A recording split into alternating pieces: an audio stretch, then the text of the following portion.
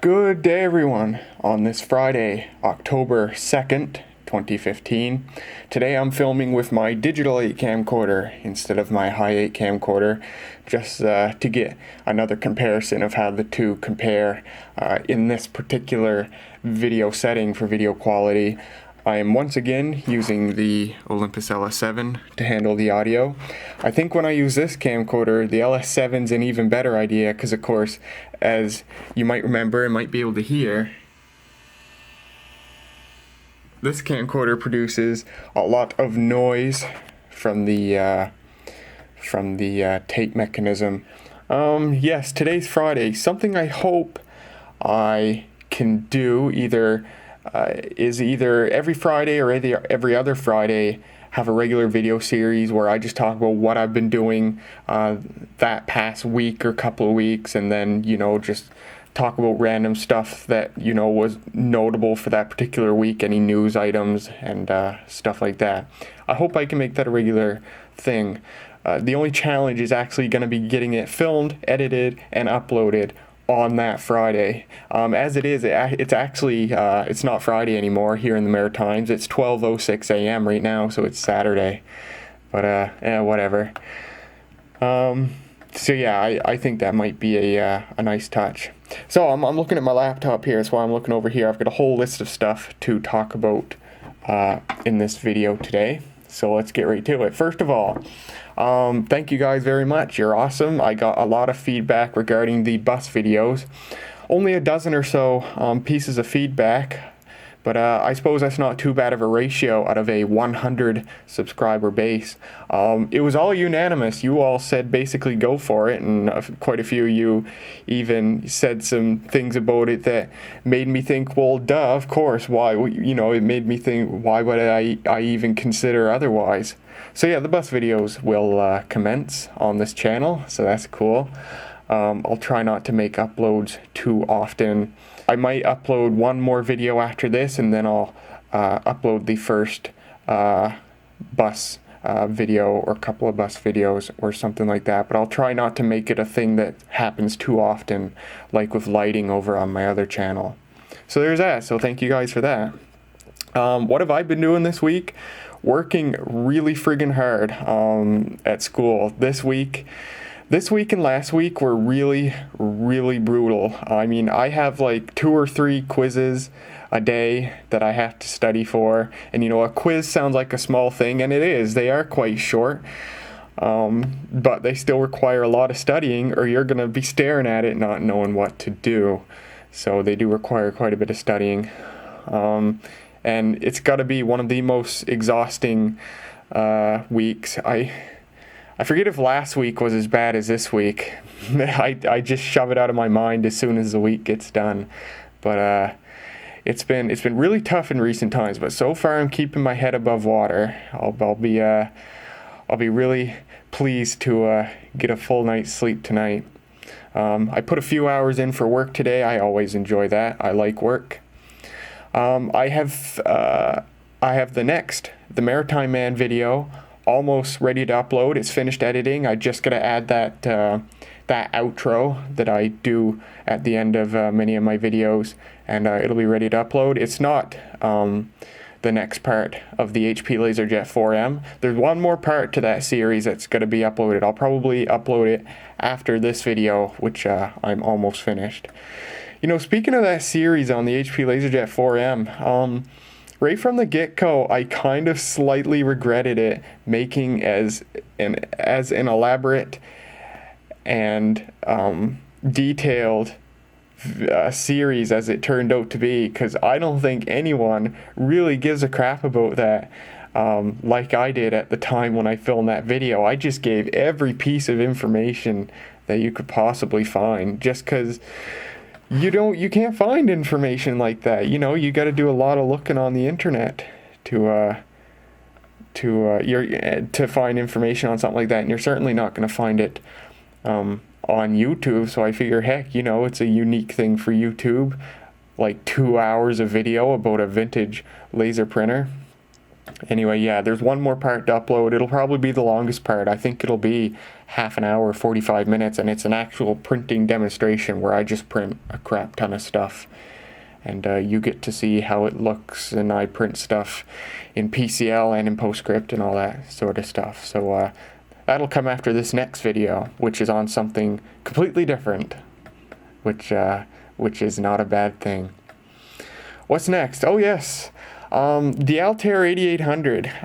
Some of you have probably know what that is. The MITS Altair 8800 was introduced in 1975. It was a computer. It was a microcomputer. It was one of the earliest affordable microcomputers, and it's actually considered today to be the first personal computer. What's kind of neat about the Altair 8800 is that in its base configuration, it had none of the expected input and output devices that we'd see on a computer today. It had no monitor. It could not display any alphanumeric information. It had no keyboard. All it had for human interface was for input. It had a bunch of switches on the front panel, and for output, it had a bunch of LEDs, red LEDs on the front panel, and that was it. That was the computer. There were a couple of serial ports on the back of it that you could connect stuff to, and you could build stuff to connect to it, like a video monitor or a keyboard. And inside it had expansion slots that you could put cards into, so you could make it into a more normal computer. But in its base configuration, it was just switches and lights, and you could indeed use it like that. And I knew about the Altair ever since I was a kid. It's based on an Intel 8080 microprocessor running at 2 megahertz, by the way. And I always just thought, well, how do you use a computer that's just switches and LEDs? Well, thanks to one of my classes that I'm taking at school right now called Computer Organization, I know exactly how it works. It's assembly language. You put octal assembly language code, 8080 assembly, using the switches, and use other switches to go to different memory locations, and at each memory location you flip the right switches to program opcodes, program instructions. You talk directly to the microprocessor and give it instructions to execute, and then when you're done, you use the switches to go back to the first memory location where you started writing your program. You tell it to run, and it goes through all the memory locations, executing all the instructions, running the program, and the output of the program is the LEDs. And the LEDs represent the output in octal, and then you can, if you need to, convert that to binary or decimal or whatever system you need to make sense of whatever it's outputting. And I've learned this now in my computer organization class, because even though in that class we're not dealing with a computer like the Altair, we're dealing with a completely different computer, but the concepts are exactly the same, and it's really cool. Some guy on YouTube made a very long series, it's like over 30 videos, about how to use the Altair 8800, and he uses an actual Altair 8800 to demonstrate it. Actually, it's an Altair 8800 clone, but it looks and behaves exactly the same. And I've just been watching those videos, and it's super interesting and so cool, because I know exactly what's going on when he's flipping those switches and reading those LEDs. It's really cool. I will post, if I remember, the link to the first video in that series in the description of this video. If you are interested at seeing how to use an Altair 8800 microcomputer, that series of videos is by far the best. It's super interesting, and I'm really glad that these are the types of things I get to learn at school. I love it so much.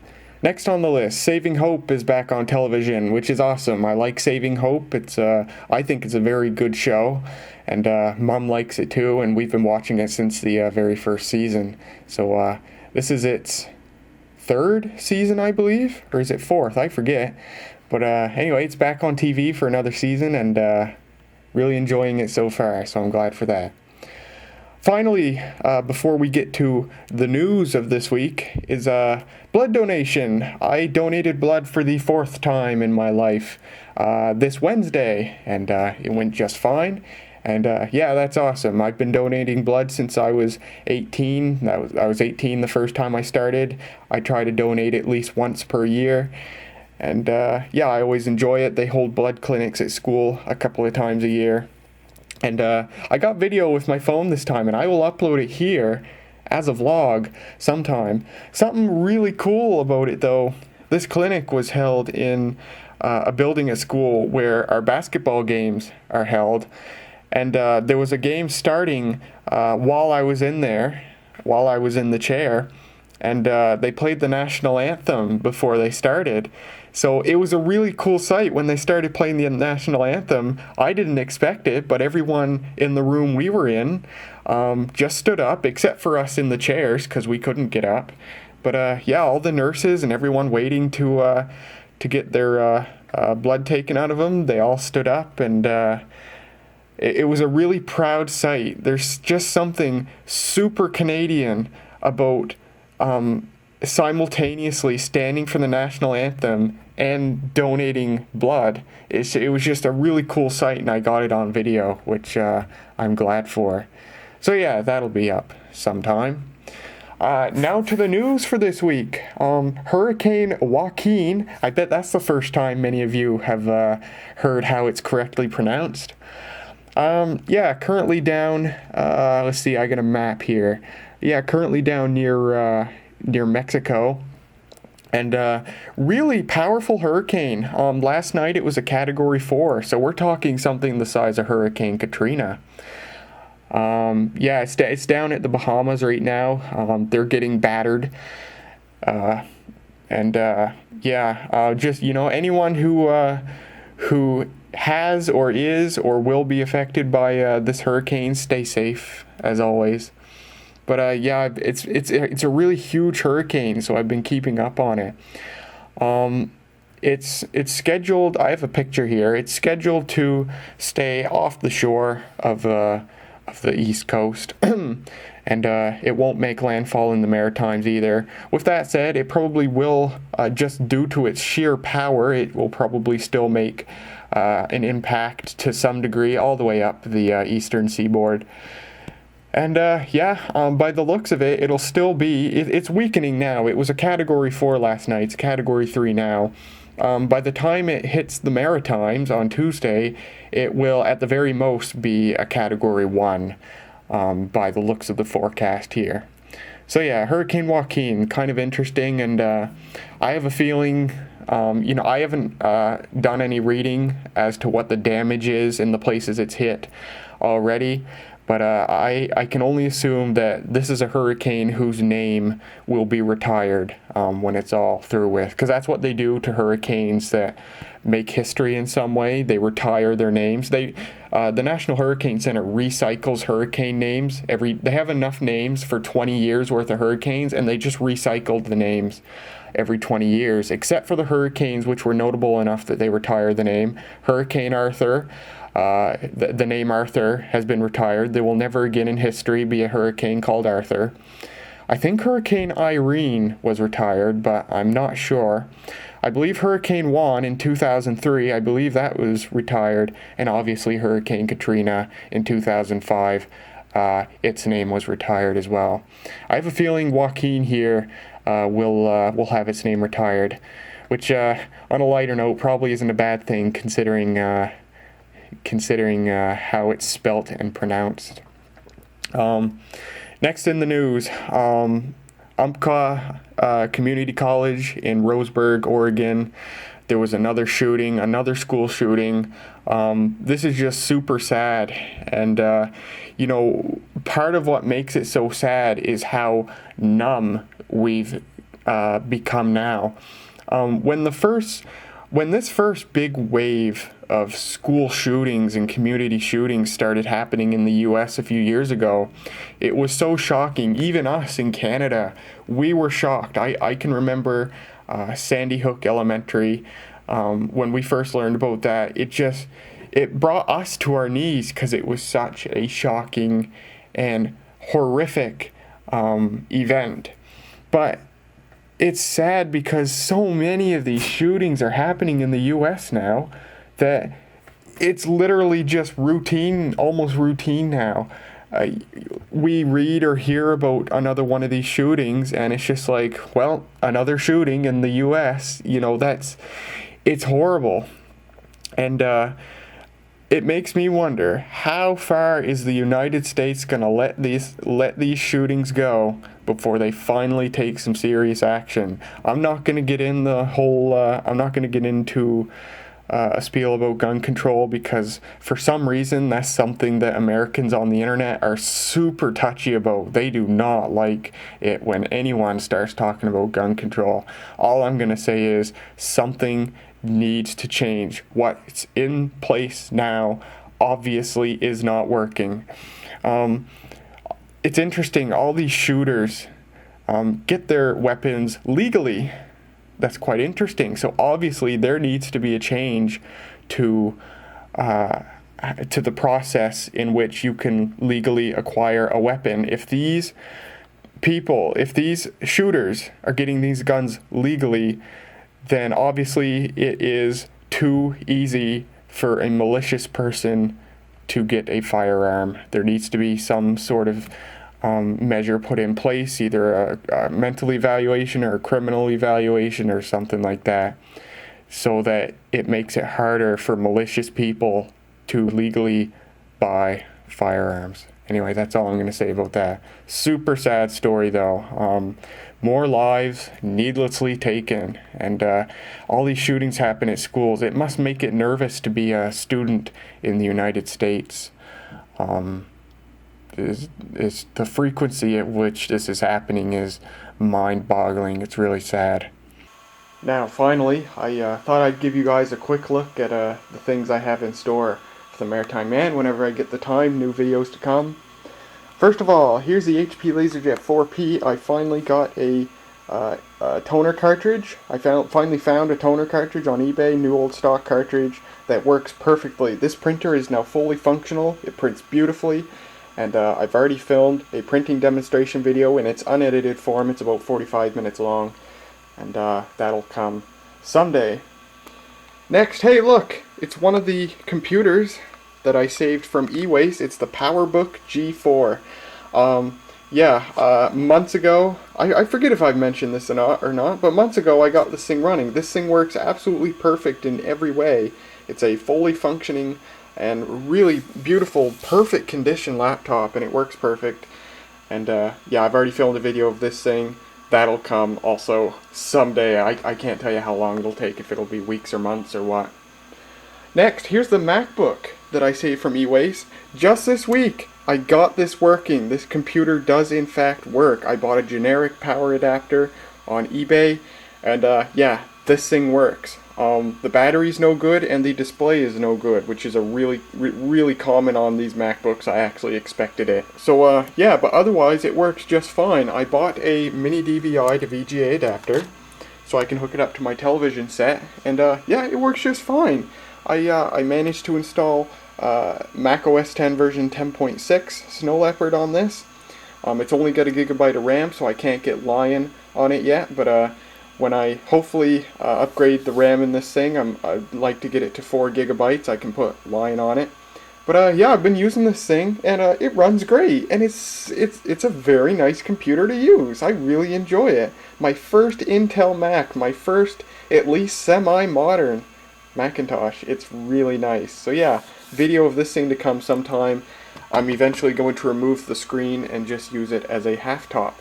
And here's yet another one of the laptops that I saved from e-waste. This Toshiba satellite here. Well, guess what? Surprise, surprise. I bought a power adapter for this on eBay. This laptop works absolutely perfect in every way. Even the battery is still somewhat good. That's amazing. You can see I have it turned on right now in standby mode. So yeah, awesome. There will be a video on this to come too. Next, my oscilloscopes. The equipment I wanted to film the videos of this has arrived. In particular, the piece that I will need for the videos that I make of these scopes is my probe, and my probe came that I bought for $6 on eBay, and it works awesome. Very nice, by the way, these cheap eBay probes. They're excellent. So yeah, eventually I'll be able to film videos demonstrating each of these oscilloscopes. Also, the oscilloscope I got for Brandon, I gave that to him. He loves it. Super happy to have an oscilloscope. He has no clue what he's going to do with his, but he's really happy to have it nonetheless. A couple of weeks ago, though, we did something pretty cool. Him and I went to school over a weekend, and he brought his oscilloscope with him, and we actually managed to connect his scope to the Olympus LS7 and played the U-scope and oscillofon demos on the Olympus LS7. U-scope and oscillofon are audio clips that when played into an oscilloscope in XY mode, it creates all these cool patterns on the display. We did it to his and it worked very well, and I filmed video of that on my phone, and that'll be up on the main channel sometime.